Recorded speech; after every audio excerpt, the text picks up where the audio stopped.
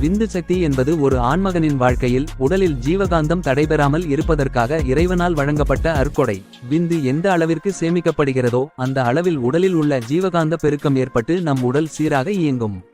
விந்து சக்தி சேமிப்பில் இருந்தால் ஏதோ ஒரு வகையில் தன்னாலே வெளியேறிவிடும். தூக்கத்திலும் வெளியேறலாம் அல்லது அதை முறையாக வெளியேற்றிவிடலாம்.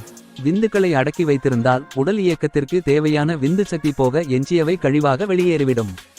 விந்து விட்டவன் நொந்து கெடுவான் என்ற நிலைக்கும் போய்விடக்கூடாது. அந்த அதிகப்படியான விந்து சக்தியை வெளியேற்றாமல் பாதுகாக்கும் முறை சித்தர்களுக்கும் யோகிகளுக்கும் ரிஷிகளுக்கும் உரியது.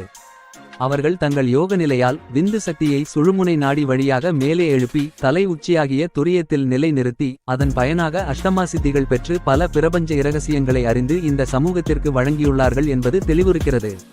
முயற்சி எடுத்தால் நம்மை போன்ற சாதாரண குடும்பவாசிகளும் கூட யோகம் தியானம் செய்யலாம். முறையாக ஒரு குருவிடம் கற்று தியானம் செய்து வந்தால் குறைந்தது நம் உடல் நிலையையும் மனநிலையையும் நல்லபடியாக பேணி வரலாம். சில இரகசியங்களையும் உணரலாம். விந்தை வெளியேற்றக்கூடாது என்ற நிலை இருந்தால் கண்டிப்பாக குண்டலினி யோகம் செய்து வருவது நல்லது. இந்த வீடியோ பிடித்திருந்தால் சப்ஸ்கிரைப் செய்யவும், லைக் செய்யவும், ஷேர் செய்யவும்.